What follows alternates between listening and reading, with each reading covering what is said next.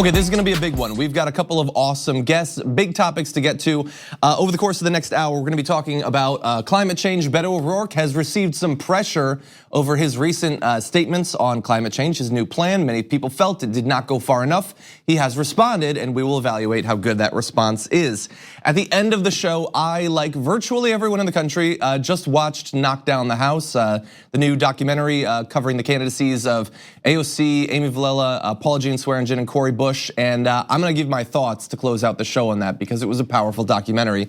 And we've also got Joanna Piacenza of Morning Consult's gonna join us to talk about what the American people think about political correctness, what they say about it and what they think about it, and how those two things do not necessarily line up in the way that you would expect. And then later on the show, Sarah Kendzior is gonna be joining us once again to respond to the Barr testimony yesterday, the lack of testimony today, what consequences there should be for that, and what the Democrats should do in regard to Donald Trump going forward towards the 2020 election. But before we get to all of that, I'm going to do something we never do in the beginning of the show. I'm gonna talk about The View, the bad things they do, and also the things that they don't do that they're being blamed for over the course of the next 10 minutes or so.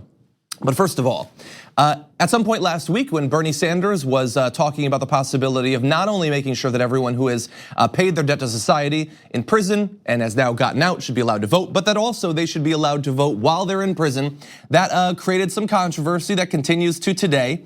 And at the time The View talked about it, I actually missed their discussion about it.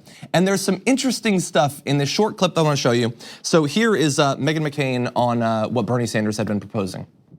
No, he should not get out. But I think he should be given the death penalty. I mean, that's where I'm at with this. People who commit acts of terror on American soil. Does this include, in your mind, domestic terrorism? Yes, terrorism is terror. Yes, of course. And what about those guys who shoot schools up? That also, they should, of course, be in jail. Child molesters. It is. I'm trying to tell you this. What Bernie Sanders said is going to be turned into a clip that will be. It upset me this morning. How do you feel about the fact that people in Vermont are allowed to vote? Abby and I didn't have brothers that served multiple times, and I didn't watch my brother deploy when he was 19 to fight this crap, to have them come here and give the right to vote. You are missing. Wait. Okay, so like 4 things. First of all, that is a daytime show, and yet it is the most exhausting TV to watch imaginable. I don't know how they make it through a full show that's just yelling back and forth, but I wanna focus on what Meghan McCain was saying there. Before we get to the voting, I think this is peak Meghan McCain, where she has been, over the past couple of weeks, as there's been all this violence towards, both in the US and internationally against synagogues, she's been weirdly making it about herself. And now, the fact that she has relatives who have served abroad, she deployed that exactly how a person who had themselves served would deploy it. That is like family stolen valor. I did not have someone else fight abroad so that this would happen today. That's not actually how it works. If you want to deploy that, by the way, you could have a problem with that sort of rhetorical flourish, even if a person was doing it themselves, but she did not serve, okay? And I did not have lots of other people serve so that Meghan McCain could steal valor in this way. Anyway, so that's just Meghan McCain. She's one of the most important voices in American politics because we live in America, it's 2019. Far more important though is the voting. And so she's responding to Bernie Sanders. Here is just a little bit of what Bernie Sanders said at the time. I believe even if they're in jail, they're paying their price to society, but that should not take away their inherent American right to participate in our democracy. And now it might seem weird, like you might say, well, John, you've been talking about this for a week now, you've talked about it multiple times, why now with The View? Well, the thing is, for whatever reason, The View is an incredibly popular show that is very important in American political discourse. All the presidential candidates have to go there. The things that they opine on make news virtually every day, which is why it's so frustrating when they give people like Meghan McCain a spot on the panel. But that's what we've got. And so I do want to respond to some of it because again, every time I talk about this topic, I am realizing more and more that this is a hill to die on and I'm just going to die. And that there is just something fundamental that is not going to allow people to engage fully in a logical fashion on the argument that all of these people should be allowed to vote. Because the conversation has been hijacked. It has been hijacked in exactly the way I predicted. Literally as Cuomo was asking the question about the Boston bomber to Bernie Sanders, the goal was to hijack it and it has been thoroughly hijacked.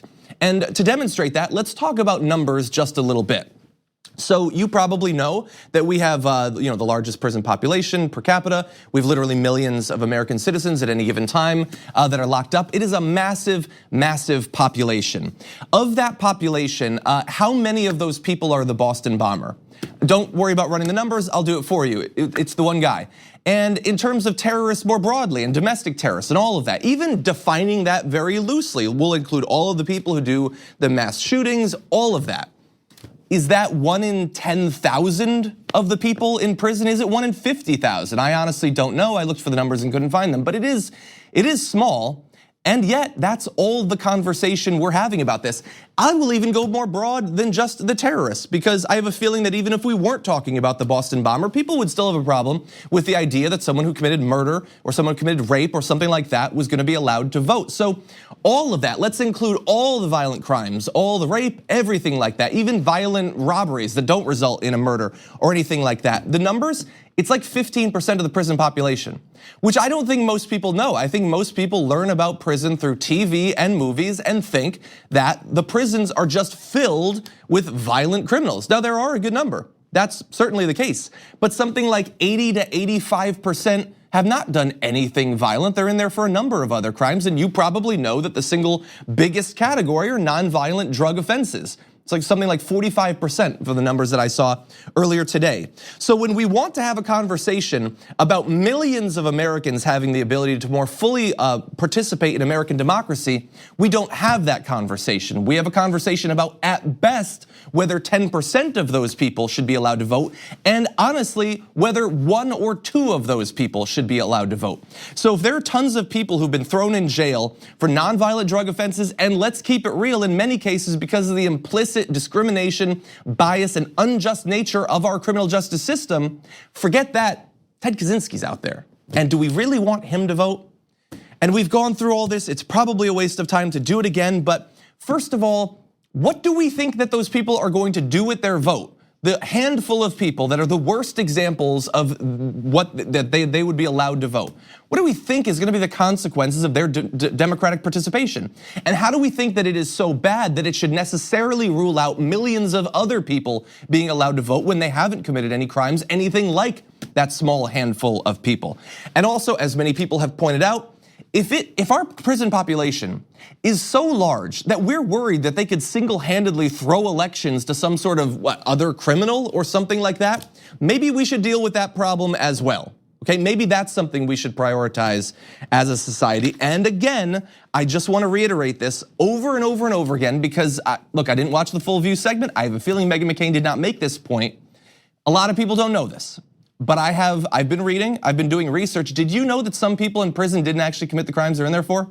Did you know that going back to the beginning of our country, there have been certain types of people that are more likely to be thrown in prison when they didn't actually commit the crime? Did you know that people serve decades and then eventually, thanks to things like the Innocence Project, are released from prison? And that entire time, when they were unjustly deprived of every right, one of which being able to vote, they could have at least had some impact on what was going on there. Maybe actually voting in a way that could have resulted in some sort of representation that would take the threat of people being locked up unjustly more seriously and do something about it. But we don't allow even that. And so again, the View segment from April 24th that we just played is just such a perfect example of how a larger conversation that could be grounded in a bigger conversation about making sure that we have a vibrant democracy that more and more people are participating in, instead has become a wasted opportunity because some people have made it about the Boston bomber or whatever, 1 or 2 other people.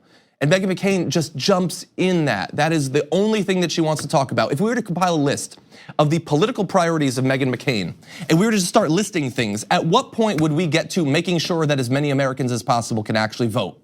And yet that conversation makes it seem as if that's a thing that she is really thinking about and she's just come out on the other side of the issue.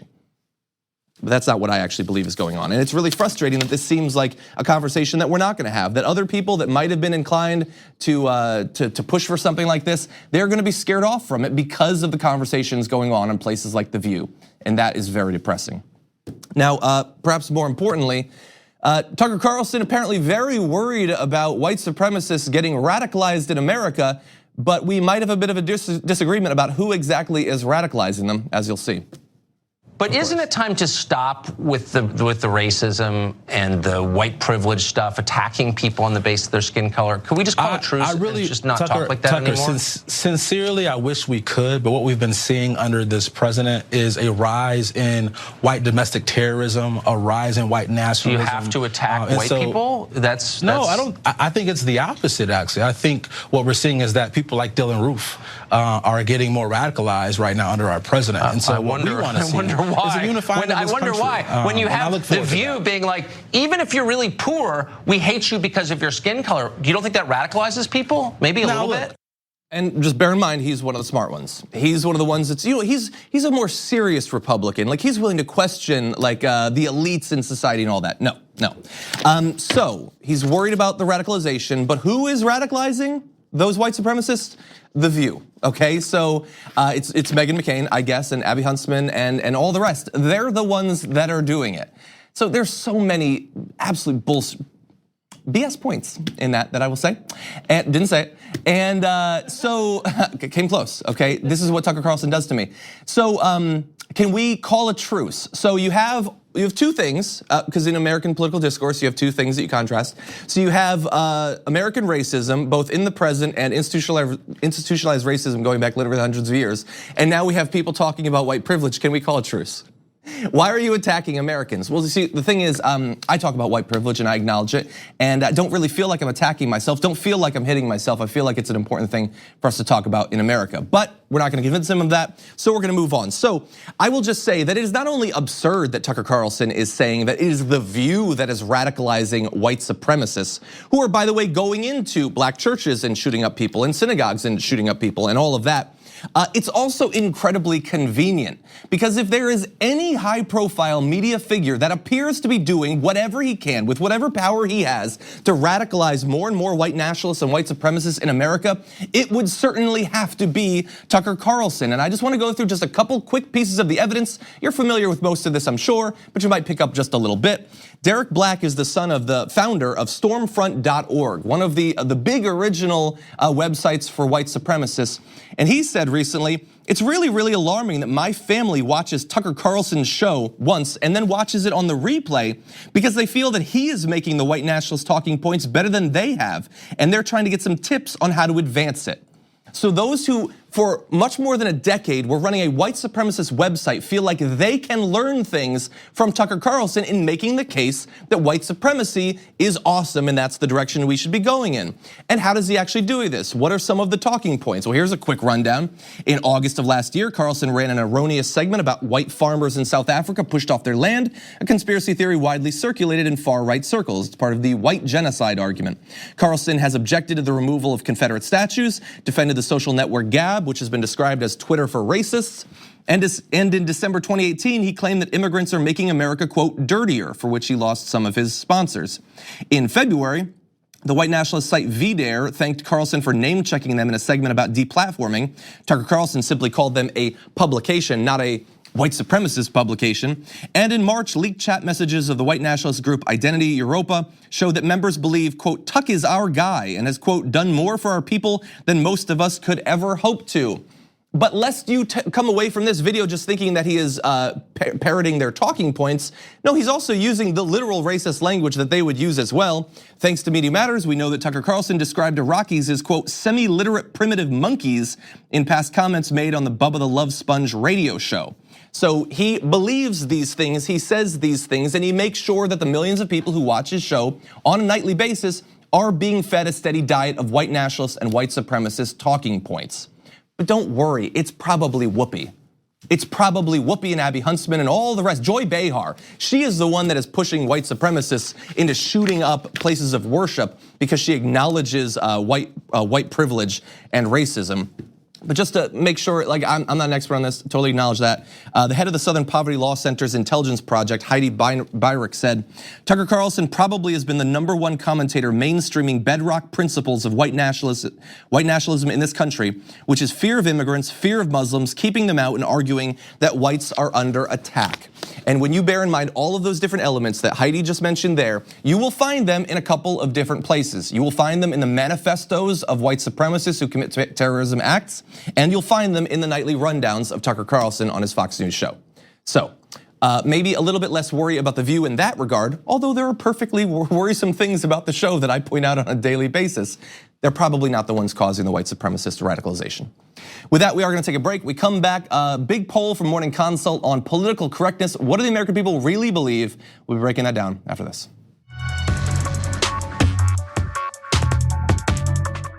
We need to talk about a relatively new show called the Republic, or UNFTR. As a Young Turks fan, you already know that the government, the media, and corporations are constantly peddling lies that serve the interests of the rich and powerful. But now there's a podcast dedicated to unraveling those lies, debunking the conventional wisdom. In each episode of the Republic, or UNFTR, the host delves into a different historical episode or topic that's generally misunderstood or purposely obfuscated by the so-called powers that be, featuring in-depth research, razor-sharp commentary, and just the right amount of vulgarity. The UNFTR podcast takes a sledgehammer to what you thought you knew about some of the nation's most sacred historical cows.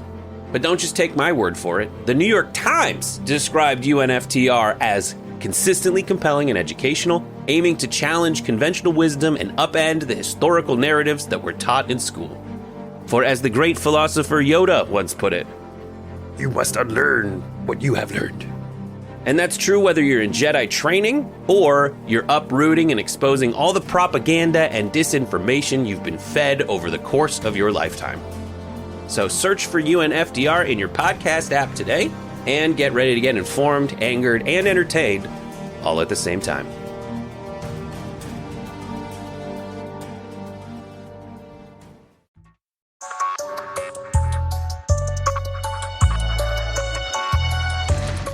Political correctness is about as loaded a term as any in American political discourse. And so to learn a little bit more about it, I would like to welcome to the show Joanna Piacenza of Morning Consult. Joanna, welcome to the Damage Report. Hey, John, how you doing? I mean, I'm terrible, but I'm hoping to learn something from you. We're talking about American politics, so I'm in a bad way. But Morning Consult recently did a quite in-depth survey about what Americans think about political correctness and related terms and what it really means to them. Because we talk about it, I think, in a fairly shallow way a lot of the time. Sure. So before we dig down deep, what are some of, in your view, the key takeaways from the Morning Consult poll?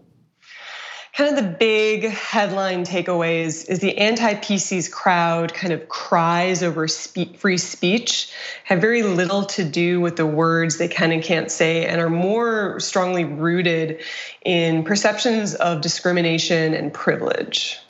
Interesting. Okay, so you attempted to differentiate, I saw in one part of the poll, between people identifying whether or not they themselves abide by some form of political correctness and whether in reality they actually do. And so I found that to be very interesting. So what was the result of that section? Well, one of the questions was, it was a split sample, which means that we asked half the respondents one question, half the respondents another. And just 34% of people said, yes, I identify as politically correct. But if you actually take away the term and just describe it, that number doubles. It's more than 70% of people essentially follow the rules of what it means to be politically correct, but about a third only consider themselves to be politically correct. Interesting. And so when you break down different areas that people might want to talk about, how free they feel to express their true views on this, it turned out that they did not feel as free on different categories. So what are some of the things that they felt that they needed to be more politically correct on versus the opposite? So this was really interesting. This whole survey was kind of inspired from a common polling question where you asked, is there too much prejudice in the country or is there too much political correctness in the country? And we were really interested in the too much PC crowd. So we put together the giant 13,000 plus poll, and we found that most people, including those who say there's too much prejudice, agreed with statements such as the rules about what you can and can't say, change every day and it's hard to keep up. The current climate prevents people from talking about how they really feel about certain topics. When you ask them about certain hot button issues, race, immigration, sexuality, gender, most people, including those who say there's too much PC, said they do feel like they're able to talk about all of these issues in a way that's authentic to how they feel. So people have a really complicated relationship with PC. Maybe they say that other people can't talk about it, but yes, I can say how I really feel about this certain thing. So just out of curiosity, I mean, you broke down in the poll different groups, how likely they are to say that there's too much political correctness versus too much prejudice and all of that. If you were to have to identify sort of the prototypical example of a person who is worried about political correctness in America, what might that person look like? The people who said that there's too much political correctness are disproportionately white. They are disproportionately male, Republican, conservative, and supportive of Trump. They're actually disproportionately white and male. It's 47% of people who say that there's too much political correctness are white men, compared to just 37% of the whole population. So I apologize if this goes outside of the specific questions in your poll just a little bit, but this is something I've been interested in for a long time, because if you were to ask someone to define what political correctness is, I think that they would give you a definition that hypothetically could be applied to behavior or speech of anyone on any sort of end of the political spectrum. And yet I have noticed in practice that it only really is used in reference to sort of more liberal or left-wing attempts to use terms that are considered to be politically correct. So about a week ago, when people were referring to those who had been killed in the terrorist attacks on Easter as Easter worshipers instead of Christians, a lot of right-wingers were very angry about that. But I don't think many of them would have said that the people saying Easter worshipers aren't being politically correct. In your work, have you found any indication that there is this sort of political bias in what gets labeled as political correctness and what doesn't? Republicans were, well, that's an interesting question, because you see in a lot of entertainment Christians being made fun of, whites being made fun of, Trump supporters being poked at on TV shows and in films. But I could see, some of these people who say there's too much political correctness saying, well, wait, I can't say what I used to be able to say 10 or 20 years ago about immigrants, about women with the Me Too movement, about any racial or ethnic minority group. So there's this kind of sentiment of unfairness. How come we can make fun of Christians? How come we can make fun of whites, of veterans on SNL, but we can't make fun of these groups that 10, 20, 30 years ago we could make fun of?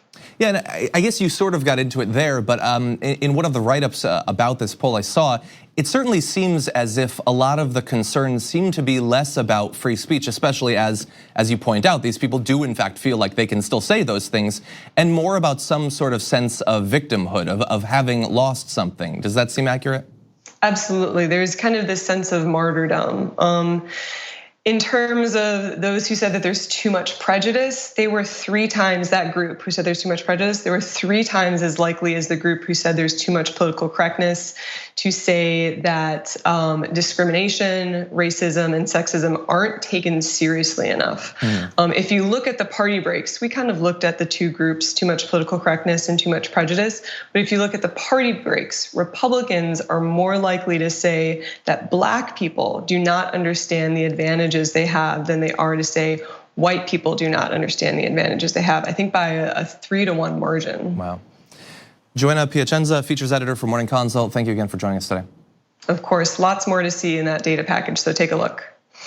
So we're gonna take a short break here. When we come back, a little update on Beto O'Rourke's climate proposal. We'll give you the bit of finessing that's gone on over the past day after this.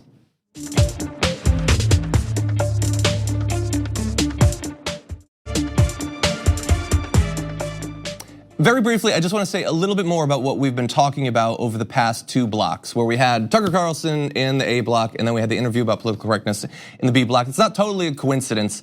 I really do want just to have it in the back of your mind as you're going forward, and as you're listening to the arguments that people on different ends of the political spectrum make. Just think about when you hear political correctness deployed, when it's used and when it's not used. Because we were talking in the A block about how Tucker Carlson wants a truce. He doesn't want to hear about white privilege. He doesn't want to hear accusations that someone is a racist. He thinks that those things are bad and offensive and politically incorrect. He would never say that. He would never identify it as that, but that is clearly what he is saying. We gave the example in the B block of the Easter worshipers. Like, there are terms, specific terms they don't like to see deployed against them. They get really angry about that as well. And yet, not political correctness. Political correctness is just a thing that leftist snowflakes use. Everybody's concerned about terminology, but it's only the leftists who are politically correct. And so just bear that in mind as we go forward. But we here at the Damage Report are gonna go forward. Beto O'Rourke released just a couple of days ago his climate change plan, and it was criticized from a lot of people, including AOC, myself, the Sunrise Movement. And I think in response to that widespread criticism, he has actually responded at least a little bit. And here he is, he's gonna give us a little video excerpt about one of the changes he's making in response. Wanted to let you know that I've signed the No Fossil Fuel Money Pledge. And I've done it in large part because I was asked to by students that I met at William and Mary when I was in Virginia. Students, young people, activists, and advocates that I've met all over the country who understand that we don't take PAC money, we don't accept help from corporations or lobbyists or special interests. But given the enormity of our challenge right now to ensure that we keep this planet from warming 2 degrees over pre-industrial revolution levels because of the fires, the droughts, the floods, the cost in human life that will produce, and that we need everybody on board to meet this challenge head on. We don't want there to be any real or perceived conflicts of interest. So in accordance with the pledge, we returned any money we've received over $200 from any fossil fuel company executives. We will not take that money going forward. And we continue to try to be the largest grassroots campaign in this country. All human beings, all fellow Americans, all focused on the same goals, including confronting climate change before it is too late. Okay, so that is a good change. Credit to him for responding in a significant way. As with all politicians, and in particular with Beto O'Rourke, when it comes to these sorts of financial promises, we do have to make sure that they are not exploiting loopholes. That has happened in the past, it's happening right now for some people, so we have to watch for that. But this is a good change, because it's one thing to make a minor change to a plan that will, best case scenario, be presented in a year and a half. It's another thing to reject the money today. That's a more concrete thing. And so good on Beto O'Rourke for doing that. I still think though, like what he was talking about, the way he was describing the threat of climate change and what we need to do to do something about it was great. I loved it. And yet in his plan on Monday, he still said that we should be aiming for net zero carbon emissions by 2050, which we know is not what the scientists around the globe are saying we need to do. And so I want your rhetoric to be reflected in your plan. And so far we don't have that yet. But again, a little bit of credit, and so I want to give you an updated response from the Sunrise Movement when he released that video. They said, for decades, fossil fuel billionaires have knowingly impeded action on climate change and used their massive wealth to mislead the public about one of the most pressing crises of our time. Beto deserves credit for acknowledging the toxic role of fossil fuel money in politics, and we commend him for swearing off those donors. We hope every single candidate for president realizes they will not be perceived as credible with our generation unless they do the same. And thankfully, when it comes to the No Fossil Fuel Money Pledge, many candidates have signed on. I think over 140 overall, including most of the people running for president, so much so that I'm not gonna read the list of those who are signed on to it. I'm gonna read the list of those who are not yet so that we can put pressure on them. As of right now, presidential contenders who have not signed the pledge include Joe Biden. You probably haven't heard about him, but you'll hear more about him in the future. Amy Klobuchar, Cory Booker, Kamala Harris, Tim Ryan, Julian Castro, John Delaney, and John Hickenlooper. They're making Johns look bad. Okay, I'm one John who will not take fossil fuel money. Unfortunately, most of those running for president will right now. So that's 8 of the pretty big ones and some small ones who need to sign on to this pledge. And I will say for Beto O'Rourke, I think that he's really wasting an opportunity here. I understand he's from Texas. That provides some significant restraints in terms of, or like incentives not to attack the fossil fuel industry because they're all over the place there. But it's like, it's one thing to not take the money. But for us to actually get to where we need to be, I want a candidate who is going to say, I've got a bottle of champagne chilling in the fridge, and when we shut down the last fracked gas well, I will pop that bottle of champagne. When there is not even one car running on internal combustion, that will be a day to celebrate in America. When we shut down the last coal plant, like to actually say, I don't want your money, and in fact, your industry is killing us, and we're going to kill your industry. That's what we actually need to get to where we need to be. And right now we don't have candidates who are willing to say that, who are willing to say, not only am I not gonna take your support, but I am your enemy and I will win because of the strength of the movement behind me. And hopefully very soon we will get to that place. Okay, we are gonna take a short break. We come back, lots more to get to.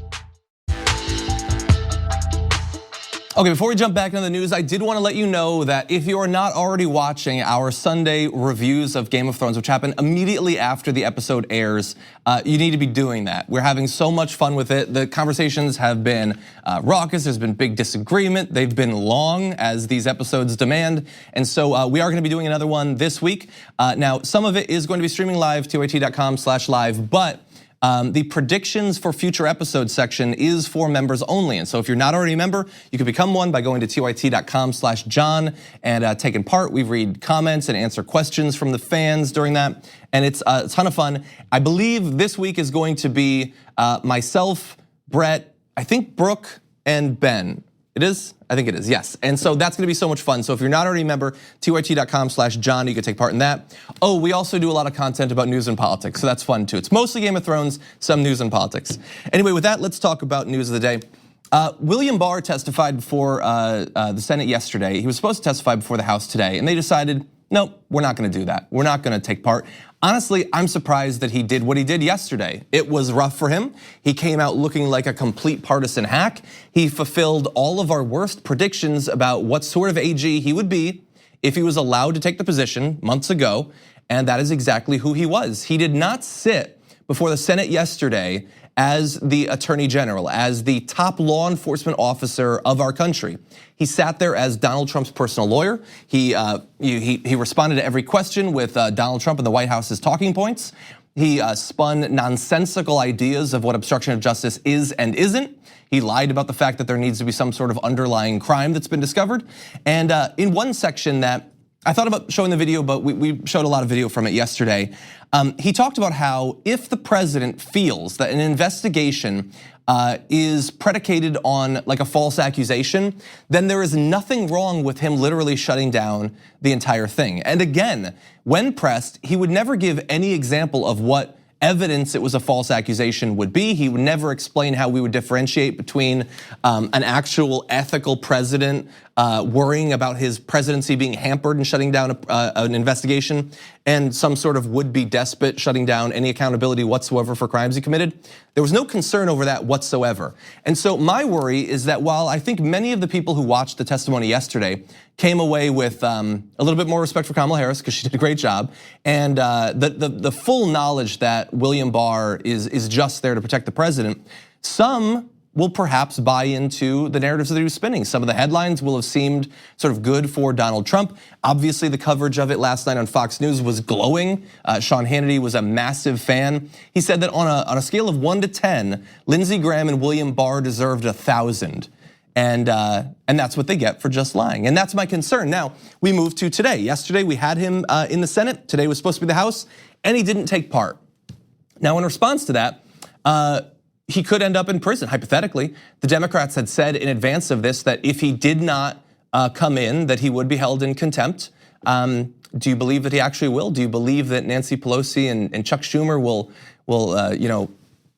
wail at him with the hammer of God? I don't think so. I have a feeling that he's probably gonna be just fine. And that really does worry me because this comes after a couple of weeks where Donald Trump and the White House have made clear that they have no intention whatsoever of cooperating with any investigation. We're talking about things directly derived from the Mueller report and things that have nothing to do with the Mueller report. We're never a part of that investigation. They're not going to be sending their people to testify before Congress. They're not going to be giving in documents that are required. There's gonna be, the Treasury Department is gonna be doing whatever it can to hide access to Donald Trump's taxes. And now with William Barr, they're just not going to participate. And honestly, as I've been saying, I apologize if I sound like a bit of a broken record, but why would they? Why would you have William Barr testify when he could continue to commit perjury and there could at least hypothetically be consequences for that? Why would you hand in documents that could be used against you? Why would you do any of what has traditionally been required of the president and the White House and the executive branch more broadly when the Democrats have made clear that there will be no consequences whatsoever if you simply spurn all of their calls to either regulations, laws, norms, any of it. Why would you? Nancy Pelosi and Chuck Schumer have made clear that all of this is going to be adjudicated in one way, if at all, and that is in November of 2020. They're gonna leave it to the people to decide on all of this. And so why participate? Why pretend that there's a separation of powers when the power has been thrown in the trash? When Congress has said that they are not going to fulfill their constitutional obligations, why would the executive branch defer to them? I honestly don't know. I don't have, there's no happy end to this story. There is only fear for the precedent that is being set, that has been set in the immediate response to the Mueller report, in the belief that any conversation of impeachment should have nothing to do with the Constitution, nothing to do with underlying crimes, nothing to do with restoring any sense of honor and dignity to the White House, but everything to do with political considerations. I would say misconceived political considerations of how it would affect the 2020 election. That we are only going to think about one of the most important roles that the legislative branch can hold under our Constitution in holding our president accountable. All of that is going to be filtered 100% through purely partisan political considerations. That is my fear. And while I love, like we're showing you a video right there of Kamala Harris sticking it to him, and Cory Booker looks somewhat motivated, although he did not similarly do a great job. It is to some extent just for show because nothing will come of it. Kamala Harris can make him look terrible. She might even lead him into committing perjury, but there will be no charges. There will be no jail time. There will be nothing so long as the Democrats have decided that they will leave it to the people. The Constitution does not say that the people are supposed to adjudicate whether the president has committed something worthy of impeachment. It is very clear about who that's supposed to be. And I would say that the Mueller report was nearly as clear in its discussion of obstruction of justice. But from the point of view of the Democratic leadership, nope, too scary. They're too worried about what might happen. And so once again, they're going to allow crimes to be committed in the White House. They're gonna set a precedent for more in the future, and all of us should be very worried about that. We're gonna take one more break. We come back, we're gonna turn to something a little bit more hopeful, a little bit more inspirational. Last night I watched Knock Down the House, and I'm gonna give you my thoughts after this.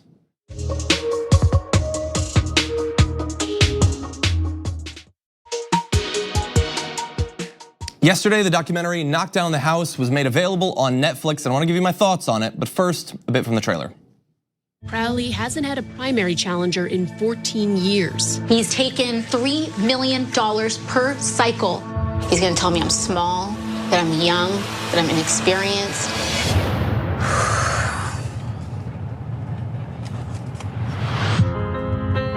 My mom cleaned houses growing up. I never really saw myself going into politics. Americans aren't asking for a lot. They're just asking for politicians to help them get by. I can do this. I know you can. Okay, so I'm gonna guess that a lot of you watching this have probably watched that already. But if you haven't, you definitely should. It's available on Netflix. It obviously did very well at Sundance. It's a very interesting look at the campaign dynamics of the various primary challengers back in the 2018 cycle. Now, the reason that I enjoyed it so much was not just that it was focused on AOC, although that's a big part of it, but also for, like many of you probably, the daily grind of politics in a time when Donald Trump is president and the Supreme Court is conservative and the Senate is dominated by Republicans can be a depressing place. We all need a little bit of hope and a little bit of inspiration from time to time. And in the same way that primary challenge of AOC and her win in November provided that, and watching her political activity since then has provided that, this documentary can do the same thing. Even though in 3 of the 4 cases that are profiled in this documentary, it does end in effectively tragedy. So you have AOC, but the 3 others are Paula Jean Swearengin of West Virginia, you have Cori Bush of Missouri, and Amy Vilela of Arizona. And in those 3 cases, they weren't successful, which is sad. And honestly, the experience of watching those sections can be heartbreaking. When you see Paula Jean Swearengin, she's campaigning, talking about the effect that obviously the environmental exploitation, energy exploitation, all of that, the effect it's had on the health of people in West Virginia is devastating. Amy Vilela talking about why she got into politics, the experience of her daughter dying because of the completely unjust healthcare industry that we have in this country, and then when she cries on election night, is devastating. From a personal point of view, it was even sadder because the video of her watching the race being called was me calling it on TYT. And I hadn't known that she had been watching it that night. And look, they all ran amazing campaigns, and they went up against, honestly, as much as I follow politics and as much as I follow these campaigns, and Cenk and I on the main show, we covered every primary night. There was a lot of them, by the way. Even so, I had no idea in some of these cases how much they were up against it. Not just in terms of packed fields and trying to get fundraising, especially when rejecting corporate money and big campaign donors and all of that. But in some cases, like with Cori Bush, going up against entrenched dynasties, basically. And that is what she had to go up against. And so in all of those, look, they fought like hell, and they're not done. They're gonna be running again, and that is very exciting. I'm hoping to have those candidates on in the future. But it was hard to be reminded of how difficult it is. And a lot of what they experienced, and sort of the story of the documentary that 3 lost but 1 won. There's a great quote from AOC in the documentary where she says, "It's just the reality that in order for one of us to make it through, 1,000 of us have to try." It's just, that's so powerful. And then we turn to AOC. And so the documentary does, I would say, disproportionately focus on AOC. I think that's understandable considering that she is the one of the 4 that won, but also because the documentary filmmakers, they didn't want for you to be left with like a lack of hope and a tragedy and all of that. And they wanted to showcase that as big as the challenges are, there are candidates that are able to push through if there's enough effort and enough people trying. And so AOC did do that. And watching the experience of her from very early on, from the first meeting that she has with Justice Democrats and brand new Congress, when she realizes that she wants to do it, the first times that she was knocking on doors, which you can see in her doing it, that as confident a speaker as she is shy on that level of knocking on a door. And I understand that. I've had to do a little bit of that and I absolutely hate it. It's the worst thing ever. But she does it and she fights through the ridiculous, weird legal challenges and all that are thrown up against her from the fact that Joe Crowley was not just her opponent, but was also the king of that machine in the area that she's running in. The nature of power and what you experience in challenging it, this documentary, I would say, does a better job of explaining that than anything I've seen in literally years. And I had not understood how much power Joe Crowley had over that entire apparatus. And I want to show you one other clip from the video because it's the day that she has her actual debate against Joe Crowley. He had already earlier on snubbed one and sent a surrogate, but she's actually going to talk to him and she's psyching herself up for it. And it just encapsulates for me so much of what I love about AOC. Here it is. I am knowledgeable enough to do this. I am prepared enough to do this. I am mature enough to do this. I am brave enough to do this. And this whole thing, this whole time, he's gonna tell me I can't do this. He's gonna tell me I'm small, that I'm little, that I'm young, that I'm inexperienced.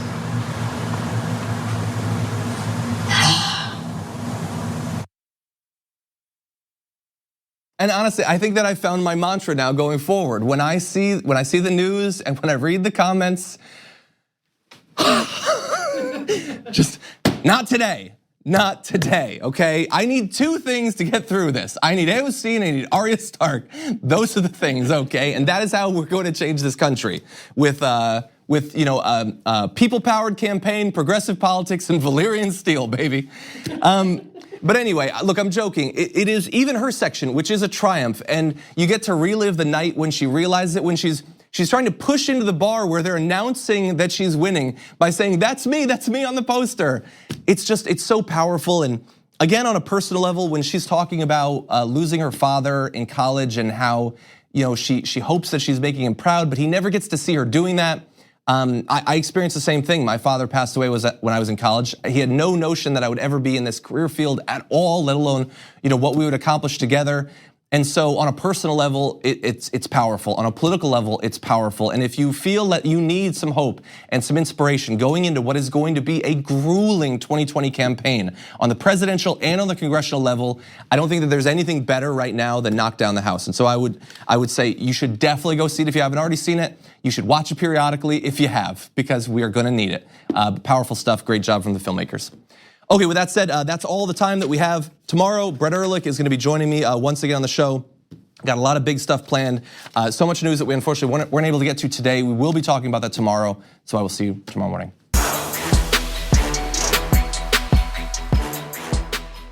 Thanks for listening to the full episode of The Damage Report. Support our work, listen ad-free, access members-only bonus content, and more by subscribing to Apple Podcasts at apple.co/TYT. I'm your host, John Iadarola. I'll see you soon.